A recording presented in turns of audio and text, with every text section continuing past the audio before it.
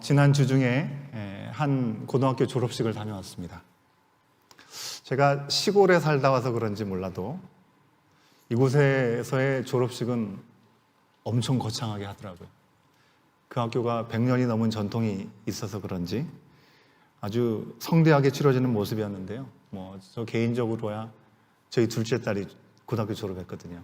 졸업식 하는 것 자체만으로도 참 감동적이고 감사했는데 사심을 빼고 보더라도 되게 인상적이었던 거는 새삼스러운 장면은 아니었습니다. 우리가 영화를 보더라도 또 언제든지 졸업식장에서 볼 수 있는 장면인데 아마 예상하실 거예요. 그죠? 학사모를 졸업 끝날 때 어떻게 하죠?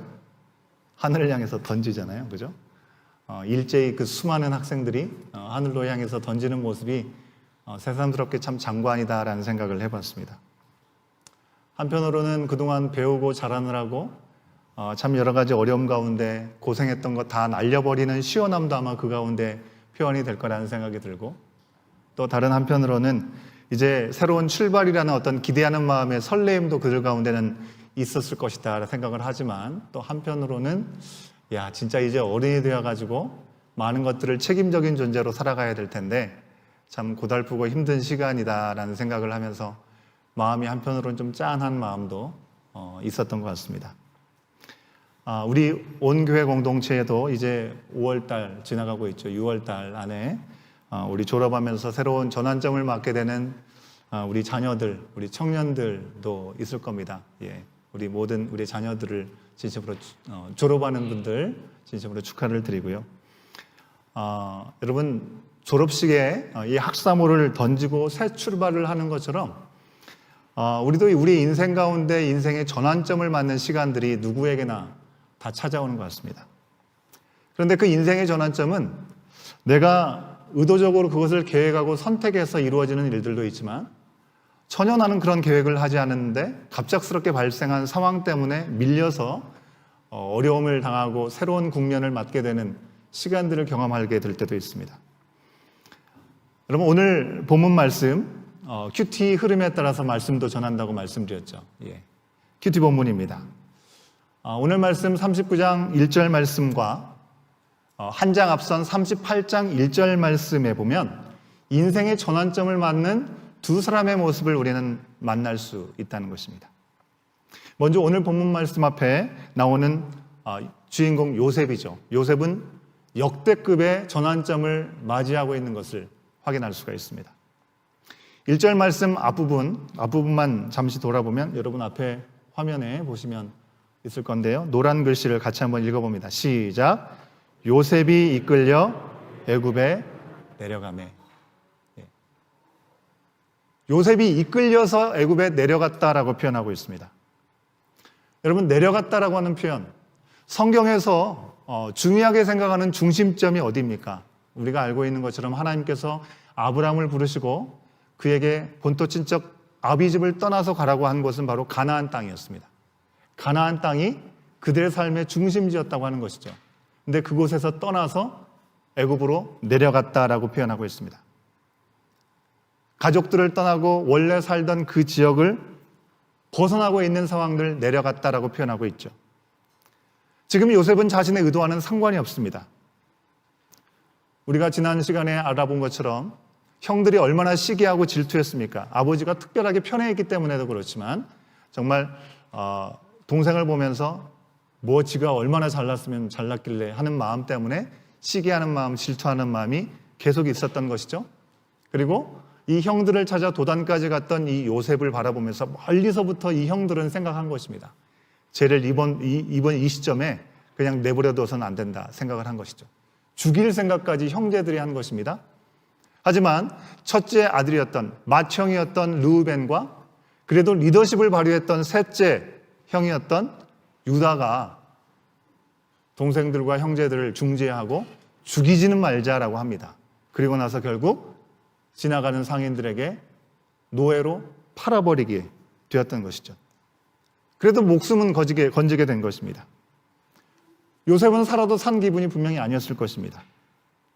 살아가는 아버지를 정든 집을 떠나고 애굽으로 내려갈 때 그의 심정이 얼마나 참담했을지 우리는 어렵지 않게 생각해 볼 수 있습니다.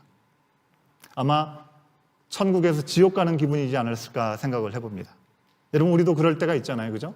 때때로 인생 가운데 내가 계획하지 않았는데 정말 생각지 못한 어려움이 찾아왔을 때 더 이상 소망이 없다라고 생각하는 시간들을 생각해 보면 요셉의 심정을 어느 정도는 우리가 이해할 수 있을 거라고 생각합니다.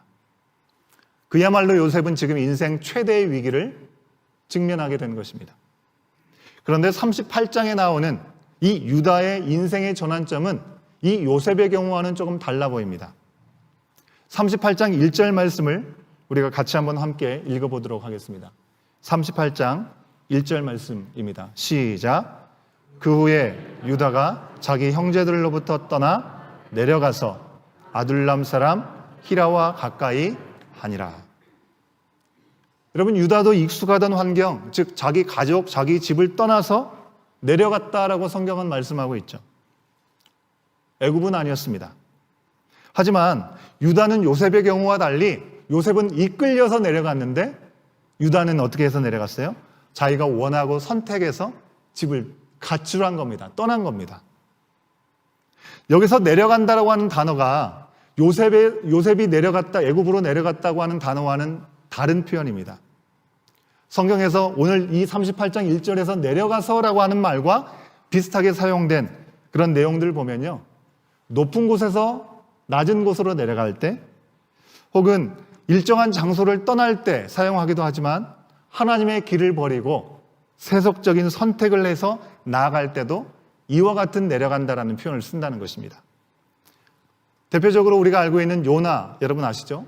요나가 하나님의 사람으로 부르심을 받아서 니느웨로 가서 그들을 회개하라 선포하라고 했지만 자신의 판단의 기준으로 거기는 가서는 안 된다. 왜 그들을 구원하시느냐? 그래서 자기가 반대하는 마음 때문에 반대길로 향해 다시스를 향해서 나갔던 요나를 아마 기억하실 것입니다. 요나서 1장 3절 말씀해 보면 이렇게 기록하고 있습니다. 요나서 3장 1절 말씀, 노란 글씨를 한번 같이 읽도록 하겠습니다. 시작. 요나가 여호와의 얼굴을 피하려고 일어나 다시스로 도망하여 요바로 내려갔더니, 여기서 내려갔다라고 표현하고 있습니다. 여러분, 이후에 배를 타고 이제 떠나게 됩니다. 5절 말씀해 보면 요나가 도망하여 탄 배가 폭풍으로 파선하게 됩니다. 그래서 그 파선하는 그 배에 실었던 모든 사공들이 두려워서 각기 자기들이 믿는 신들을 불러내고 물건들을 바다에 던지기 시작합니다. 그야말로 뱃속이 아수라장이 된 것이죠. 그러한 가운데 5절 하반절에 보면 요나는 또 내려가고 있어요. 배에서 또 내려가고 있습니다. 5절 하반절에 보니까 이렇게 기록하고 있습니다. 같이 읽습니다. 시작. 그러나 요나는 배 밑층에 내려가서 누워 깊이 잠든지라. 배가 파선할 정도로 폭풍우가 일어난 것을 요나도 알았습니다. 아마 눈치챘을 것입니다. 왜 이런 일이 생겼을지. 자기 때문일 거라는 생각을 했을 것 같아요. 그것을 외면하고 싶어서 바다 밑으로 내려갔습니다. 마치 자꾸 내려가기만 하면 하늘에 계신 하나님과 점점 더 멀어질 거라고 생각을 했는지 모르겠습니다. 주님의 뜻과 상관없이 내 마음대로 더 살아갈 수 있을 거라고 생각했는지도 모르겠습니다. 그런데 그 이후에 그는 바다에 던져지죠. 그리고 물고기가 그를 삼킵니다. 하지만 그렇게 죽지 않고 그를 바다의 그 무태 토해내는 것을 통해서 그는 새로운 시간을 허락받게 됩니다. 그리고 나서 하나님께 이렇게 기도했습니다. 요나서 2장 6절에 있는 말씀입니다. 요나서 2장 6절에 있는 말씀 함께 읽습니다. 시작. 내가 산의 뿌리까지 내려갔사오며 땅이 그 빗장으로 나를 오랫도록 막사오나 나의 하나님 여호와여 주께서 내 생명을 구덩이에서 건지셨나이다. 놀라운 고백을 하죠. 여기에 내려갔사오며 여기서 표현하고 있습니다. 요나는 하나님을 떠나서 내려가다가 결국 어쩔 수 없는 상태가 되었지만 하나님께서 그를 불쌍히 여기시고 그를 구해주셔서 그에게 맡기신 사명을 감당하도록 허락하셨습니다. 그 사실에 대한 고백을 요나가 한 것이죠. 여러분, 이처럼 내려간다고 하는 말은 하나님을 떠난다, 세속적으로 되어 간다라는 그런 의미입니다. 유다가 형제들을 떠나고 아버지를 떠나서 내려갈 때에도 내가 내 힘으로 내가 살 수 있어. 내가 얼마나 잘 살 수 있는지 알아? 보여주고 싶었는지도 모르겠습니다. 그래서 내려갈 때에도 원어상으로는 똑같은 표현을 사용하고 있다는 것입니다. 그리고 마치 그 사실을 증명이라도 하듯이 유다는 나가자마자 가나안 여인과 결혼을 합니다. 그리고 자녀를 낳습니다. 하나님의 언약을 받은 백성에는 어울리지 않는 행동을 한 것이죠. 그죠? 아브라함이 아들 이삭을 결혼시킬 때 동족과 결혼시키기 위해서 알지 못한 땅으로 이 종을 보내서 리브가를 만나게 하지 않았습니까? 그런데 지금 유다는 같은 동족이 아닌 이방인과 함께 결혼했습니다. 여러분, 물론 유다를 생각해 보면 갑작스럽게 왜 유다가 아버지를 떠나고 형제를 떠나서 이렇게 나갔을까? 우리가 궁금할 수 있습니다. 한편으로는 동생 요셉을 팔아넘기고 아버지에게 죽었다고까지 속이면서 이렇게 살아가는 것에 마음에 불편함이 있었을지 모르겠습니다. 그런 의미에서는 다른 형제들은 요셉이 죽었다라고 얘기하면서 아버지 곁에서 얼마나 아무 일 없는 것처럼 그렇게 살아가고 있습니까? 그걸 생각하면 어떻게 보면 유다가 더 양심적이다라고 생각할 수 있을지도 모르겠습니다. 하지만 어쨌든지 부르심의 자리를 떠났던 이 유다가 받게 되는 대가는 아주 혹독했다고 하는 것입니다. 처음에는 괜찮아 보입니다. 가나안 여인과 결혼했죠. 그리고 새 아들을 낳았습니다. 그 이름도 아주 멋들어지게 지었습니다.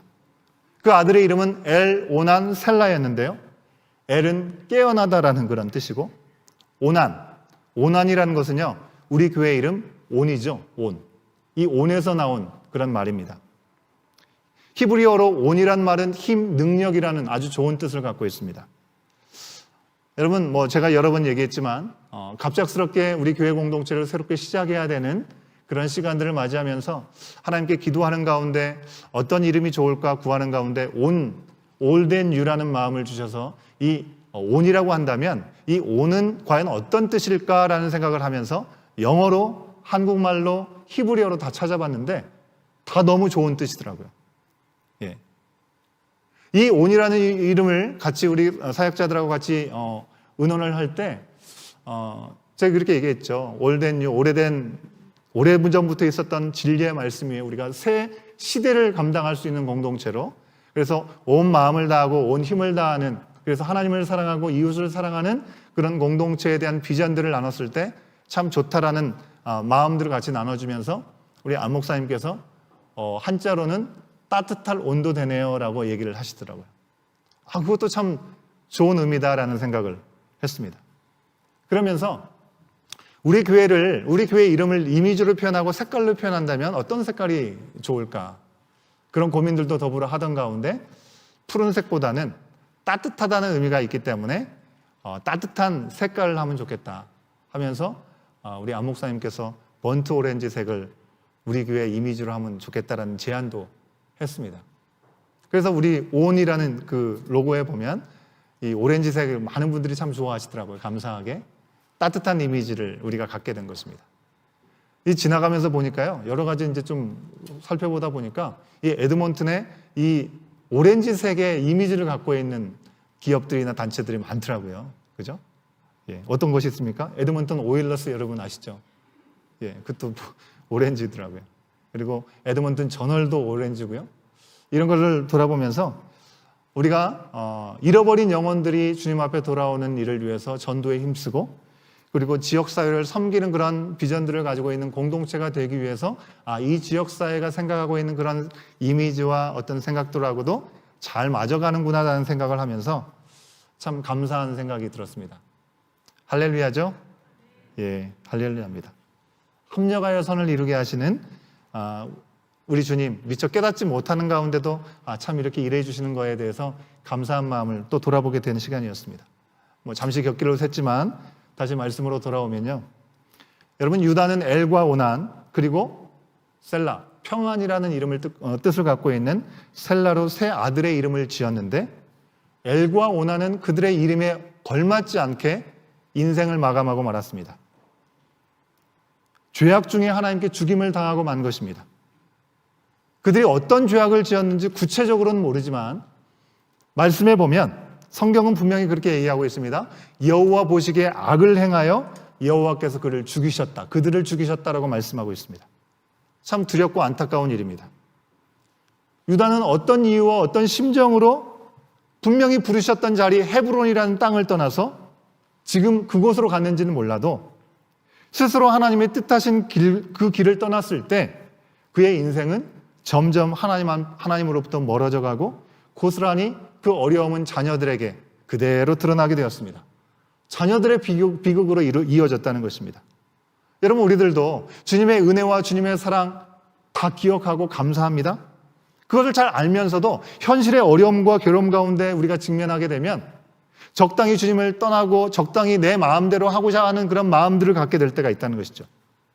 그러나 성경은 우리가 어떤 유혹을 받아서 어떤 상황 가운데 있다 할지라도 좀 더 편안해지고 타협할 수 있는 그런 시간들이 있어서 이 정도면 됐지라는 그런 마음을 시작하게 되면 우리의 인생이 내리막길을 갈 수밖에 없다는 것을 수도 없이 우리 가운데 보여주고 있다는 것입니다.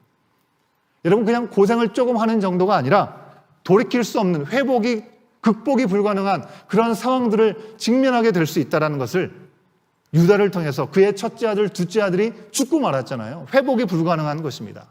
그런 상황들이 나타나는 것입니다. 그냥 육신을 잃어버리는 것이 아니라 영적으로 죽어가는 상황이 벌어지고 만다는 것입니다. 여러분, 우리 교회 공동체가 시작된 이유들은 누가 봐도 참으로 하나님 앞에 감사한 일입니다. 진리를 지키고 하나님 기뻐하시는 뜻을 지키려고 하는 마음, 주님께서 기뻐하실 것입니다. 우리에게 주신 이름도 얼마나 좋습니까?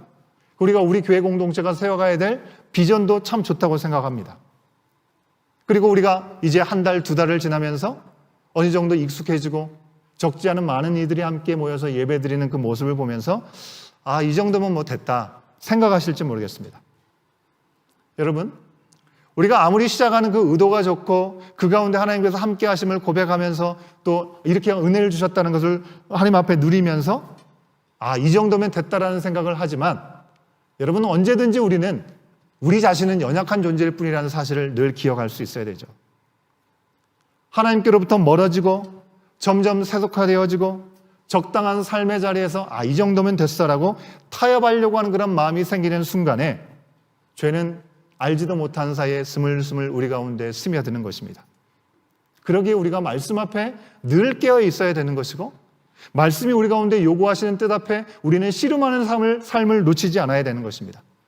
십자가의 보혈의 능력을 구해야 되는 것이고 주님 없이는 우리가 한순간도 살 수 없다라는 것을 매 순간 경험하면서 부활의 주님을 구하고 주님과 동행하며 살아가는 우리의 삶이 되어야 될 줄로 믿습니다.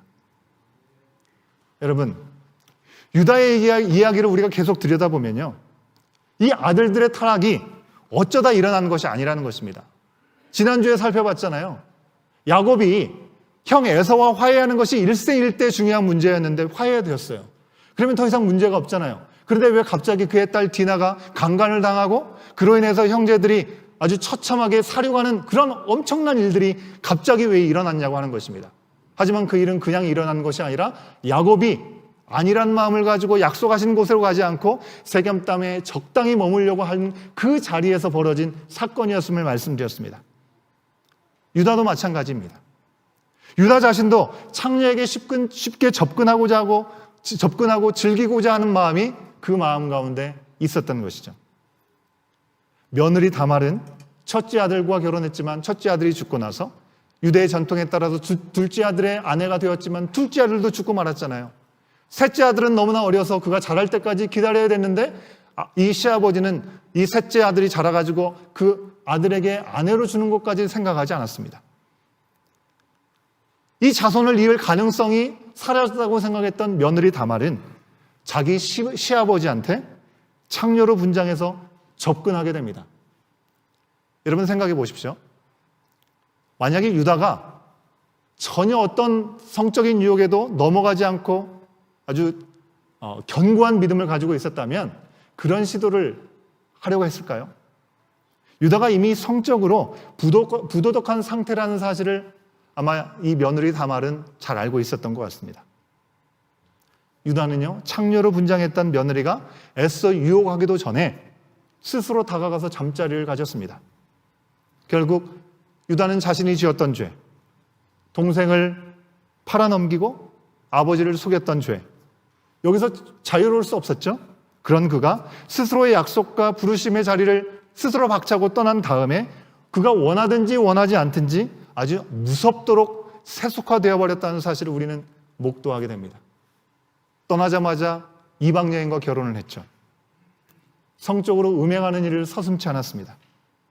아내가 죽은 후에 위로를 받고자 창녀에게 들어갔다고 하는 것 자체가 참으로 놀랄 일이 아닙니까? 여러분, 유다는 이랬습니다. 그러면 요셉은 어떤 삶을 살았습니까? 그에게도 인생의 전환점이 찾아왔습니다. 하지만 그의 의도와는 전혀 상관없이 세상 한가운데로 내던져지고 내려가는 인생이 될 수밖에 없었습니다. 여러분, 애굽이 어떤 곳입니까? 애굽은 화려한 곳으로 보여지지만 사치와 향락과 부도덕을 대표하는 곳이었습니다. 성경에서 애굽은 내려가지 말라고 언급하고 있는 아주 대표적인 장소가 바로 애굽이라고 하는 것이죠. 성경에서 하나님께서 애굽으로 내려가라고 하는 것은 두 군데 정도를 우리가 생각해 볼 수 있는데요. 언제 그렇습니까? 예수님께서 태어났을 때 헤롯 왕 앞에 유대인의 왕이 태어났다라는 얘기를 듣고 2살 미만의 모든 아이들을 다 죽여버려라는 그런 놀라운 일들을 행하게 되죠. 그랬을 때 예수님을 보호하기 위해서 요셉과 마리아는 애굽으로 잠시 피난하게 되었습니다. 그리고 동족 이스라엘 백성을 살리려고 하다가 죽임을 당할까 봐 미디안 광야로 도망갔던 모세, 그를 다시금 하나님의 사람으로 부르시고 그의 백성을 애굽으로부터 끌어내기 위해서 출애굽시키기 위해서 그를 보내실 때 하나님께서 그를 애굽으로 보내셨던 것을 우리는 확인할 수 있습니다. 하지만 동일하게 예수님께서 그곳으로 피난하신 거나 모세가 애굽으로 들어가게 된 것은 잠시 동안의 피신이고 이스라엘 백성들을 다시금 끌어내기 위해서 출애굽시키기 위해서 방문했던 임시적인 열이었습니다.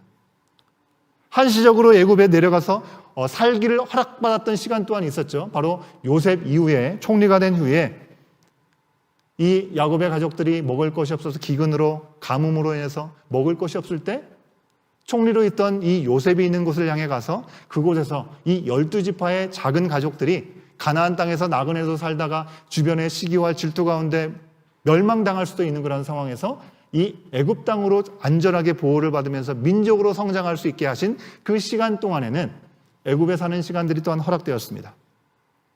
이처럼 애굽은요, 하나님의 필요에 따라서 이스라엘이 머물게 하셨지만 근본적으로는 하나님을 등지는 곳이고 우상을 섬기는 곳이고 타락한 죄악의 대명사라고 할 수 있는 곳이 애굽이라고 하는 것입니다.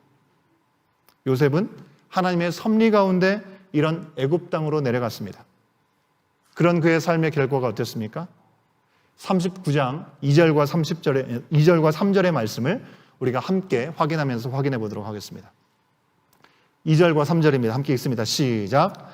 여호와께서 요셉과 함께 하심으로 그가 형통한 자가 되어 그의 주인 애굽 사람의 집에 있으니 그의 주인이 여호와께서 그와 함께 하심을 보며 또 여호와께서 그의 범사에 형통하게 하심을 보았더라.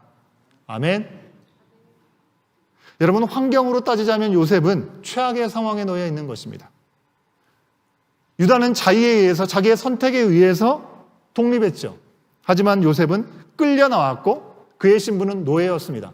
그 스스로 어떤 것도 결정할 수도 어떤 것도 선택할 수 있는 일이 하나도 없었습니다. 그가 선택할 수 있었던 일이 있었다고 한다면 오직 하나, 하나님만을 의지하겠다고 하는 그 결심, 그 하나만을 그가 선택할 수 있었겠죠. 그런 요셉에게 하나님은 함께 하셨습니다. 요셉이 무엇을 해도 잘 되게 하신 그 놀라운 일들을 주인이 눈으로 직접 확인했다는 것입니다. 여러분, 오늘 말씀의 제목처럼 하나님께서 함께 하시면 그게 다 보이는 줄로 믿습니다. 아멘. 하나님께서 함께 하시면 내 삶 가운데는 평안을 주시지만 내 가운데만 답을 주시는 것이 아니라 나를 보는 그 누구도 하나님께서 저와 저 사람과 함께 하신다는 것을 보게 된다고 하는 것입니다. 분명히 노예였습니다. 하지만 하나님께서 함께 하시니 저 사람은 뭔가 특별하네, 저 사람과 함께하면 뭔가 복이 들어오네라는 생각을 보디발 장군이 하게 된 것이죠. 얼마나 계산에 빠른 사람이겠습니까? 그런데도 자신의 모든 가정의 모든 재산을 돌보는 가정총무회의를 이 노예인 요셉에게 다 맡기게 된 것입니다. 노예에 불과했습니다. 억울할 수밖에 없는 그의 인생이었지만 그가 한순간도 하나님을 놓지 않고 함께 하시는 하나님을 의지할 때 그의 인생을 바꿔가시는 하나님을 우리는 말씀 속에서 분명하게 경험할 수 있습니다. 여러분, 이 정도면 내가 형들에게 억울하게 팔려서 노예가 되었고 정말 고난의 시간들을 다 지났는데 내가 이 보디발 장군의 가정에 나보다 높은 사람이 장군밖에 없어. 내가 모든 거 할 수 있고 내가 많은 것들을 행사할 수 있어. 뭐 이 정도면 괜찮은 거 아니야? 생각할 수 있겠죠. 마음이 좀 풀어질 수 있을 것이고 때로는 조금 교만해지는 마음도 생길 수 있을 것이고 좀 욕심도 생기지 않겠습니까? 힘이 생기니까요. 근데 이 마음을 가질 만한 이때에 요셉에게도 유혹이 찾아옵니다. 오늘 말씀에서 확인했죠. 보디발의 아내가 이 젊고 잘생긴 능력이 있는 요셉을 유혹한 것입니다. 여러분 17살 때부터 10년 동안 보디발 장군의 집에서 일했다면 아직까지 피가 끓는 청춘 아닙니까? 청년 아닙니까? 뜨거운 청춘이기 때문에 어떤 유혹, 성적인 유혹 앞에 그걸 잘 견딜 수 있는 사람이 얼마나 되겠습니까? 사실 그가 의도해서 지금 이 자리까지 온 것도 아닌데 그가 바란 일들도 아니기 때문에 못 이기는 척 내가 뭐 유다처럼 직접 창녀를 찾아간 것도 아니고 이 보디발의 아내를 찾아간 것도 아니고 그 연인이 찾아왔는데 뭐 운명이라 생각하고 뭐 어쩔 수 없지 뭐 타협할 수 있지 않았겠습니까? 이 여주인의 요청을 받아서 적당히 서로의 욕구를 충족시킬 수 있는 그런 상황으로 우리는 생각해 볼 수 있지 않겠습니까? 그런데 요셉은 그러지 않았습니다. 보디발 장군이 친위대장이기 때문에 얼마나 바쁜지요. 그런 눈치를 채지 못할 것을 분명히 요셉은 알면서도 그렇게 하지 않았습니다. 왜요? 요셉은 왜 그러지 않았을까요? 왜 그런 유혹을 이길 수 있었습니까? 요셉은 어떤 순간에도 자기와 함께 하시는 하나님 앞에 살았기 때문에 그렇습니다. 코람데오, 하나님 앞에서라는 라틴어라고 말씀드렸습니다. 그래서 부끄러운 일을 하지 않았습니다. 9절 말씀을 함께 볼까요? 9절 말씀입니다. 시작. 이 집에는 나보다 큰 이가 없으며 주인이 아무것도 내게 금하지 아니하였어도 금한 것은 당신뿐이니 당신은 그의 아내임이라. 그런즉 내가 어찌 이 큰 악을 행하여 하나님께 죄를 지으리이까? 여러분 놀라운 고백 아닙니까? 내가 어찌 이 큰 죄악을 행하여 하나님께 죄를 지으리이까? 보디발에게 죄를 지을 수 없다고 얘기하지 않고 있습니다. 그죠? 하나님 앞에 죄를 짓는 일이다라고 고백하고 있습니다. 요셉의 행동 기준은 바로 하나님이었습니다. 그는 억울하고 분하고 괴롭고 고통스러운 시간들이 분명히 있었지만 죽이지 않고 살려주신 그 하나님을 바라보았던 것이죠. 여러분 완전히 소중한 아들이었습니다. 요셉이 채색 옷을 입고 그죠? 귀공자 행세를 했던 사람이었습니다. 그런데 어느 날 하루아침에 애굽의 노예가 되었습니다. 근데 그는 그에게 주셨던 꿈을 한순간도 버리지 않았던 것입니다. 여러분 그의 꿈을 기억하십니까? 형제들의 볕단이 그를 향해서 다 절을 하더이다. 그죠? 해와 달과 별과 11별이 그에게 절하더이다라는 그런 꿈이 무엇인지 의미를 다 알지 못했지만 그것을 잘 품고 있었습니다. 하나님은 살아계시니 그는 주어진 자리에서 최선을 다하는 삶을 놓치지 않았습니다. 하나님께서 그와 함께 하신다는 것을 주인이 보게 된 것입니다. 여러분 오늘 말씀은요. 환경이 참 중요하지만 동시에 환경이 우리를 무너뜨릴 수 없다라는 것을 보여주는 말씀입니다. 전제가 있죠. 언제? 하나님이 함께 하신다라고 하는 전제가 있으면 환경이 어떤 상황이든지 그건 중요하지 않다는 것입니다. 제가 오늘 주일 아침에 예전 신학교 동기의 단톡방이 있는데요. 이 단톡방에 올라온 우크라이나 선교사님의 메시지를 제가 확인하게 되었습니다. 여러분 우크라이나가 8개월이 넘는 시간 동안에 계속해서 전쟁이 계속되는 것 다 아실 줄 압니다. 우크라이나 전쟁으로 해서 거기서 탈출해 왔던 난민들, 이 선교사님은 현지 우크라이나의 사람들을 섬기던 선교사님이셨는데요. 난민들과 함께 생활하면서 난민들이 가장 먼저 찾는 것이 무엇인 줄 아냐라고 기도 제목을 올리면서 그들이 음식을 먼저 요구하거나 잠자리를 요구하지 않고 성경을 요구하고 있다라고 그렇게 기록하고 있습니다. 여러분, 전쟁은 누구도 기뻐할 사람이 없습니다. 전쟁이라고 하는 최악의 환경이 바로 그들을 내려가는 인생으로 내버려 두지 않고 하나님께로 올라가는 인생의 디딤돌로 삼아주고 계시다는 것을 저는 아침에 확인했습니다. 분명히 지금의 상황은 최악입니다. 하지만 하나님을 의지하고 살아가는 그 땅과 그 사람들에게 하나님의 예비하신 회복이 허락될 줄로 믿습니다. 아멘. 여러분, 우리와 상관없어서가 아니라 정말 그 땅을 위해서 하나님의 방법으로 하나님의 전능하심으로 속히 회복될 수 있기를 우리는 계속해서 기도해야 될 줄로 믿습니다. 사랑하는 여러분, 하나님께서 함께 하신 사람은 분명히 다릅니다. 뭔가 정말 구별된, 다른, 그리고 그러한 열매는 반드시 그 삶에 나타나게 되어 있습니다. 여러분, 이것이 무조건 우리의 삶이 무탈하고 경제적으로 부유해지는 것을 의미하는 것은 아닙니다. 처한 상황은 비록 열악할지라도 그 가운데 형통함이 보이고 도우시는 손길이 보이는 것입니다. 여러분, 예수님께서 십자가에서 돌아가실 때 이사야서 53장 말씀에서 예언한 대로 도살장으로 끌려가는 어린 양처럼 아무 말도 못하고 그렇게 돌아가셨습니다. 하지만 백부장이 십자가에 달리신 예수님을 보면서 뭐라고 했습니까? 이는 실로 하나님의 아들이었도다라고 그는 고백하고 있습니다. 하나님께서 함께 하시는 사람은 불의한 일을 당하고 이해하지 못해도 그의 모습이 보인다고 하는 것입니다. 사랑하는 우리 온 교회 공동체 여러분, 하나님과 함께 한다는 것은 그저 이 땅에서 우리가 무탈하고 안전하게 아무 어려움 없이 부해지는 것이 분명히 아닙니다. 물론 그런 은혜가 우리 가운데 주어지기를 원합니다. 하지만 우리는 아프고 괴로울 수도 있습니다. 세상에서 보기에는 바닥을 치는 인생처럼 보이고 운이 지지리도 없다라고 보여질 수도 있겠고요. 때로는 배신을 당하고 억울한 일로 오해를 받고 욕을 먹을 수도 있습니다. 여러분, 베드로 기억하시죠? 베드로가 젊었을 때에는 그저 자기가 원하는 곳으로 마음대로 스스로 원하는 대로 다녔지만 사도가 된 후에 결박당하고 핍박을 당하고 원하지 않은 곳으로 끌려가게 되었습니다. 베드로가 사도가 된 이후에 핍박과 고난을 받는 인생이었지만 성도들에게는 놀라운 고백을 하는, 권면을 하는 인생으로 바뀌었습니다. 베드로후서 1장 10절과 11절 말씀에 우리를 향해서 핍박과 고난 가운데 있는 베드로가 이렇게 권면하고 있는 것이죠. 함께 확인해 봅니다. 시작. 그러므로 형제들아, 더욱 힘써 너희 부르심과 택하심을 굳게 하라. 너희가 이것을 행한즉 언제든지 실족하지 아니하리라. 이같이 하면 우리 주 곧 구주 예수 그리스도의 영원한 나라에 들어감을 넉넉히 너희에게 주시리라. 아멘이시죠? 아멘.